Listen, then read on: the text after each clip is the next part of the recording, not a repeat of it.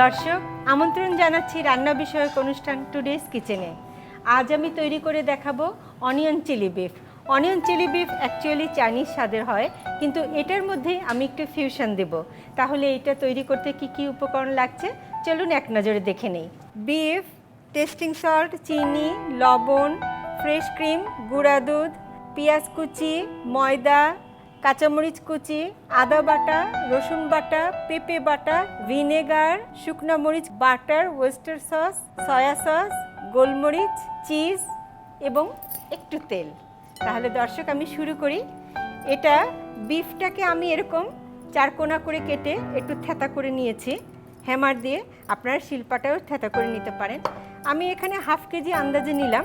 এতে 1 পিঞ্চের মতো testing salt দিলাম। তারপরে লবণ দিব 1 পিঞ্চ, কারণ লবণটা আমি সবসময় একটু কম দিচ্ছি, কারণ যে যে উপকরণগুলো দিব সেগুলোতে লবণ আছে। সয়া সস দিব এখানে 2 টেবিল চামচ।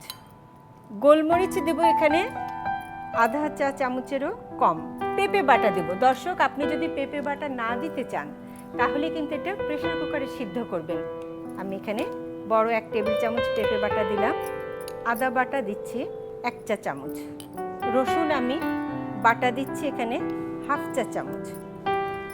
এটা দিয়ে আমি একটু মাখাবো। দর্শক বাসায় যখন আপনারা করবেন তখন অবশ্যই এরকম করে আপনারা অন্তত আধা ঘন্টা ম্যারিনেট করে রাখবেন। এই পেঁপে বাটার জন্য মাংসটা সিদ্ধ হয়ে যাবে, কিন্তু আমি সময় স্বল্পতার জন্য এখনই করছি। এটা আমি দিলাম। আমি একটু পানি দেব। 2 কাপ থেকে 3 কাপ পানি দেব। দিয়ে দর্শক এটা আমি ঢেকে আমি সিদ্ধ করব।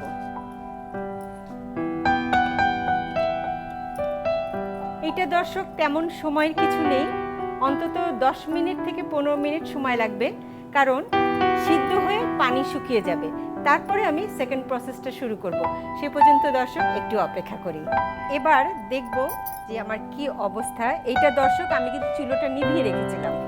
দেখেন অনেকখানি পানি শুকিয়ে গেছে এবং দেখেন মাংসটা একটু ঝুরঝুরা মতো হয়েছে। এইটা আরেকটু হতে থাকুক, ততক্ষণে আমি তো এতে আমি প্রথমে একটু তেল দিলাম 2 টেবিল চামচের মতো।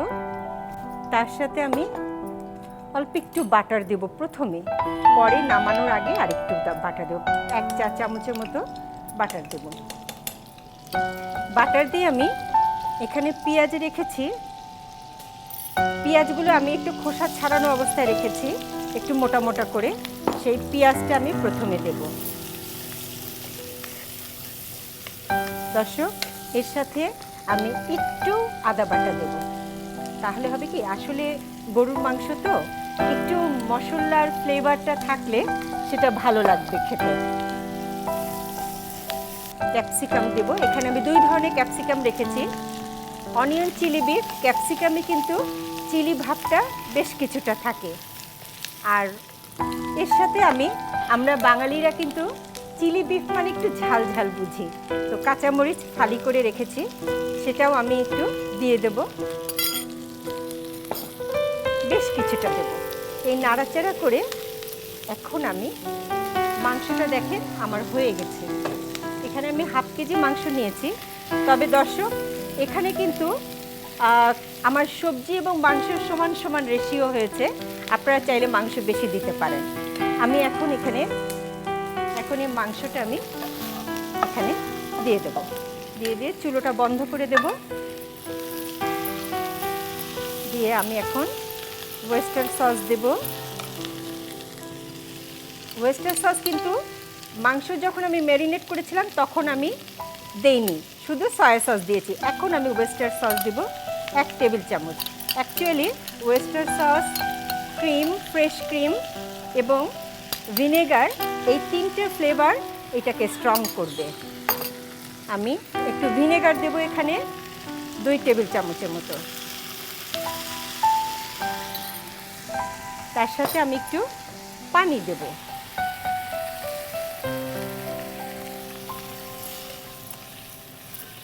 এখন আমি একটু লবণ দেব আর একটু চিনি দেব। দর্শক, আমি যেটাই দিচ্ছি হাফ চা চামচের কম কখনো হবে না। সামান্য একটু টেস্টিং সল্ট দেব। টেস্টিং সল্ট আগে দিয়েছিলাম, এখনও একটু দেব। এখন আমার এইটা ঢাকবো না, কিন্তু না ঢেকে মৃদু আঁচে 5 মিনিট রাখবো। এখন আমি লাস্ট মোমেন্টে যেটা করব, এটা হচ্ছে ফ্রেশ ক্রিম নেব। এখানে আমি 3 চা চামচ এবং এখানে গুঁড়া দুধ নেব আমি 1 চা চামচ। এতে হবে কি, একটু টেস্টটা খুব সুন্দর আসবে। এর সাথে আমি একটু পানি দেব এবং আমি ময়দা দেব এখানে হাফ চা চামচের মতো, শুধু থিকনেস হওয়ার জন্য। দিয়ে এটা আমি এখানে ঢেলে দেব। এখন আমি লাস্টে আমি বাটার দেব 1 চা চামচ, দিয়ে চুলোটা বন্ধ করে দেব। এখন আমি পরিবেশন করব।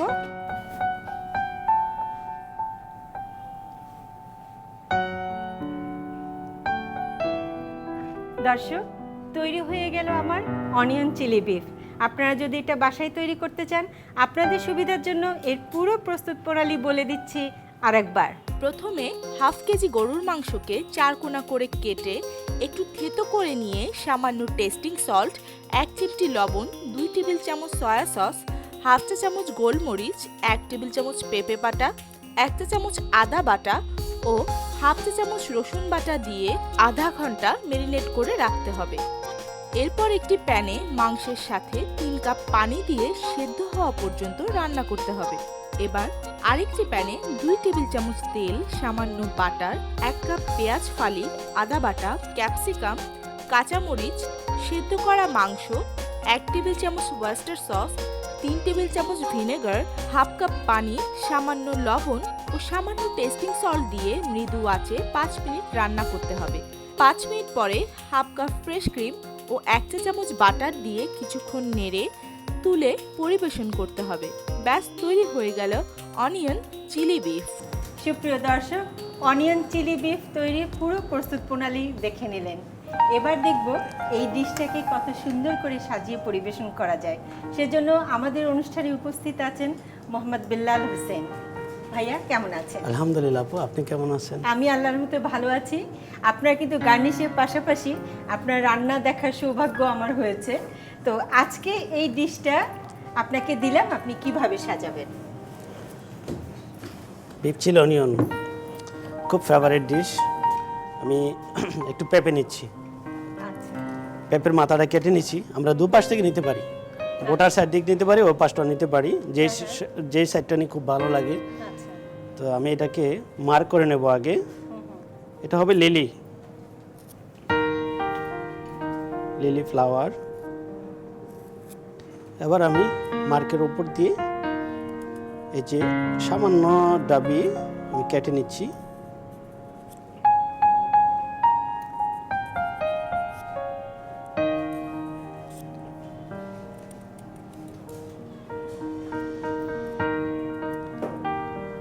আমি এখন দুটার ফাঁকের যে অংশটা আছে এটা আমি নাইফ দিয়ে কাটিয়ে নিচ্ছি। এমনভাবে কেটে নিচ্ছি, আমি যখন এটাকে মার্ক করেছি, মার্কের পরে যে কাটলাম কতটুক নাইফটা আমার ডাবানো হয়েছে ওইটা কিন্তু আপনাকে খেয়াল রাখতে হবে, যে আমি কতটুকু কাটছিলাম, এখন কতটুকু কাটতে হবে। ওই আইডিয়া নিয়ে কিন্তু আপনাকে এটা স্কেলটা ফেলতে হবে। দুটার মাঝে যে অংশটা আছে এটা যতটুকু কাটার দরকার এর চেয়ে বেশি কেটে যাবে। এই বাহ, খুব সুন্দর। এখন আমি এটাকে কেটে নেব আস্তে আস্তে করে। আবার এই পাশ দিয়ে কাটবো। কাটার পরে এটাকে আমি হাত দিয়ে একটু বাঁকা করবো। এই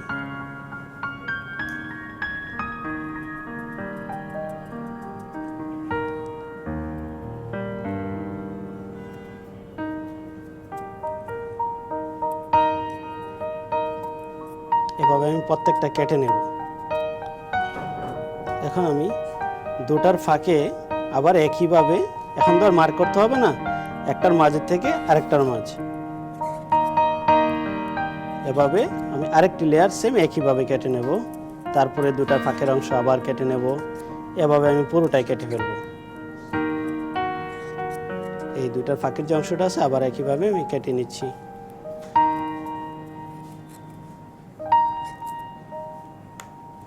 এভাবে কাটার পর আবার এটাকে একইভাবে এক একটা পাতা আবার উঠিয়ে নিতে হবে। এভাবে উঠে নিলাম, এভাবে আমি পুরোটা কেটে ফেলতেছি। এরকম আরো 2টা লেয়ার হবে।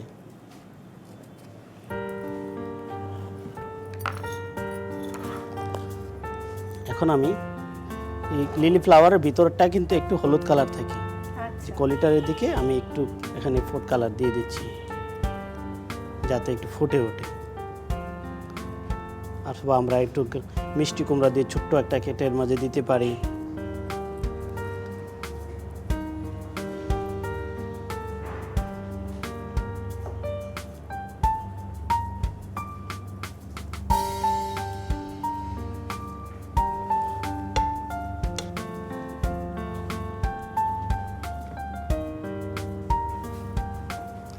তো আপু আমার গার্নিশ কমপ্লিট হয়ে গেল। থ্যাংক ইউ ভাইয়া, এই ফুলটা কিন্তু দারুণ হয়েছে। আপনাকে অনেক ধন্যবাদ। আপনাকে ধন্যবাদ। ধন্যবাদ এনটিভি সকল দর্শকদেরকে। দর্শক দেখলেন তো কত অসাধারণ হয়ে গেল ডিশটা। দর্শক ফিরে এলাম একজন আমন্ত্রিত অতিথিকে সাথে নিয়ে, যিনি সুপার শেফ প্রতিযোগিতার সিজন 1-এ চ্যাম্পিয়ন হয়েছিলেন। নাম ফারহানা আপা। আপা, স্বাগতম জানাচ্ছি আমাদের টুডেস কিচেন অনুষ্ঠানে। এবং আমরা কিন্তু খুবই অনার্ড আপনাকে পেয়ে, বিশেষ করে আপনি চ্যাম্পিয়ন, এটা অনেক বড় ব্যাপার। তো আপা, আপনি আজকে আমাদের দর্শকদের জন্য কি নিয়ে এসেছেন? আজকে আমি কাঁচা আমদের শোল মাছ রান্না। আচ্ছা, আর সবচেয়ে বড় কথা কি, গত পর্বে আপনি একটা পিঠা দেখিয়েছিলেন, সেটা কিন্তু দর্শকরা অনেক পছন্দ করেছে। তা আজকে আপনি কাঁচা আম দিয়ে শোল মাছ এনেছেন। তো এটা তৈরি করতে কি কি উপকরণ লাগছে যদি একবার বলে দেন। শোল মাছ, হ্যাঁ, কাঁচা আম, হ্যাঁ, লবণ, শুকনো মরিচ গুঁড়া, পেঁয়াজ বাটা, হলুদ গুঁড়ো, রসুন বাটা, আদা বাটা, কাঁচা মরিচ। আচ্ছা, এটা কিন্তু আমাদের দেশীয় রান্না। তো আপা তাহলে শুরু করি। আচ্ছা জি, চুলোটা ধরিয়ে দেবো। তেল আপা কতটুকু দিচ্ছেন? আন্দাজ মতন, আচ্ছা, বেশি না, হাফ কাপেরও কম। কাপেরও কম। আর যেহেতু আমি কাঁচা পেঁয়াজ কাটাটা দিচ্ছি না, বাটাটা দিচ্ছি, তার জন্য ঘনত্বটা হয় ভালো। হ্যাঁ, সেজন্য আমি এখন বাটা পেঁয়াজই ব্যবহার করব। আর বাটা পেঁয়াজে কিন্তু টেস্টটাও ভালো হয়, হ্যাঁ, তাই না? পেঁয়াজটাও ভালো আছে, একটু গ্রেভি টাইপের হয়। তবে আপা, এইটা কিন্তু আমাদের অনুষ্ঠানের জন্য একটা অনেক বড় পাওয়া যে আপনি রাজশাহী থেকে এসেছেন শুধুমাত্র আমাদের এখানে অনুষ্ঠান করার জন্য, এবং একটু পরেই আপনি আবার ট্রেনে করে চলে যাবেন। আমরা আসলে আমার দুটো বাচ্চাকে আমি তো এসেছি, এই জন্য আরো আমার যাওয়াটাই দরকার। টেনশন লাগছে। আপনি শুধু রাজশাহী থেকে এসেছেন, আপনাকে আপা সত্যি আন্তরিকভাবে আবার ধন্যবাদ জানাচ্ছে।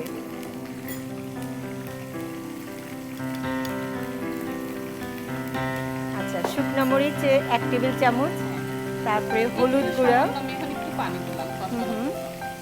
আর আপা যেহেতু রাজশাহী অঞ্চলের মানুষ, আম দিয়ে কোনো একটা আইটেম থাকবে, এটা তো খুবই স্বাভাবিক। হ্যাঁ, আপা যে আমটা এনেছেন ওটা কি আম? এটা ফজলি আম। তাহলে তো আপনাদের দেশের আম। কেন ফজলি আম তো টকটা বেশি হয় না, তো খেতে ভালো লাগে। হ্যাঁ, একটু হ্যাঁ। ওই খাট্টা মিঠা আমের ধরনের মতো। এখন আমি মাছগুলো দিয়ে দিলাম।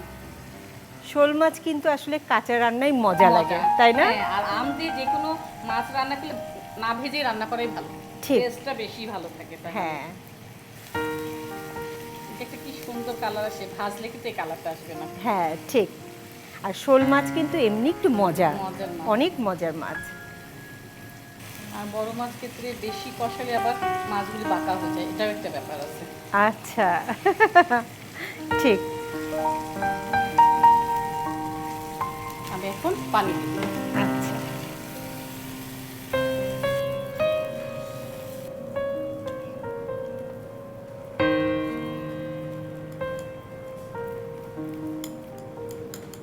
একটু বেশি লবণ লাগবে, যেহেতু আমটা করবে।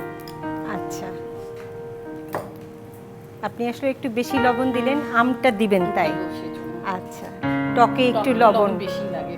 আচ্ছা, আসলে না এই রান্নার অনুষ্ঠানের মাধ্যমে আমিও কিন্তু অনেক কিছু শিখছি। শেখার কোনো শেষ নাই, শেষ সবাই- নেই। আমিও শিখতে পারছি এখানে এসে অনেক কিছু।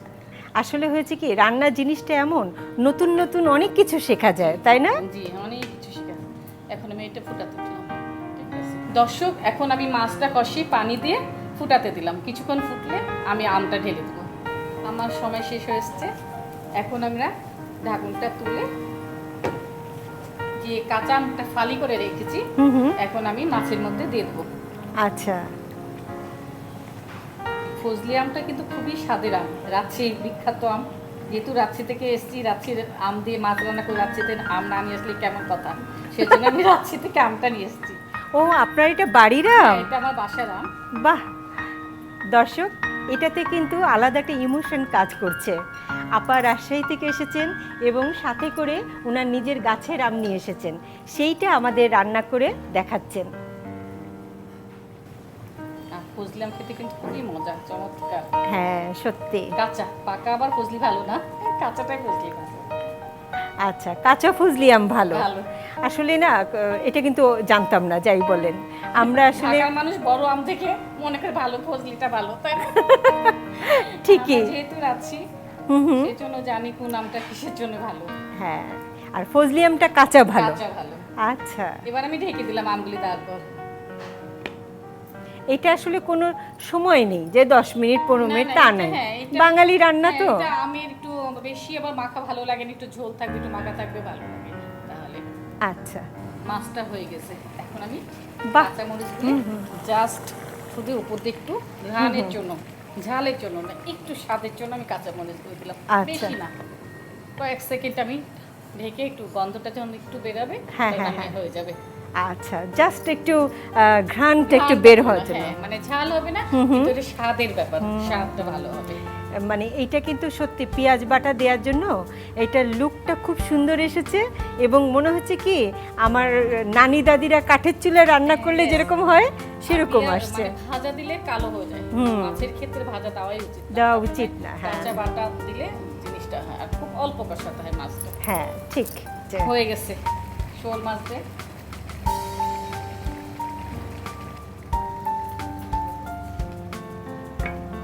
এই যে হয়ে গেছে আমার শোল মাছ দিয়ে আম।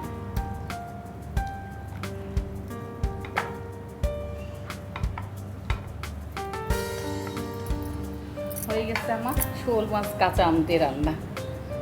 খুবই চমৎকার আপা। সবচেয়ে বড় কথা আপনি রাজশাহী থেকে এসে এত সুন্দর একটা রেসিপি দিলেন এবং আপনার বাসার গাছের আম দিয়ে। আপনাকে অনেক ধন্যবাদ। থ্যাংক ইউ আপা। দর্শক দেখলেন তো কত চমৎকার একটা ডিশ, সম্পূর্ণ আমাদের দেশীয়।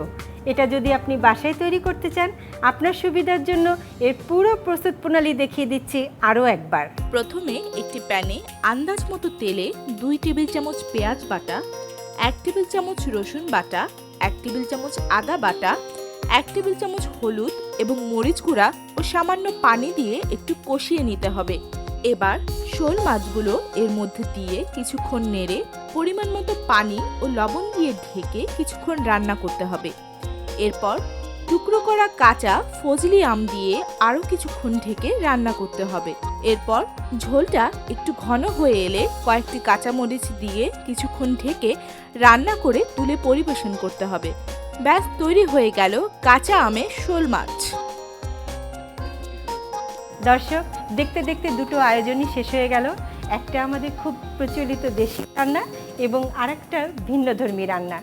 সেগুলো নিশ্চয়ই আপনাদের ভালো লেগেছে। আগামী পর্বে আবার হাজির হব এরকমই দুটো রেসিপি নিয়ে। সে পর্যন্ত আপনারা সবাই খুব ভালো থাকবেন। আল্লাহ হাফেজ।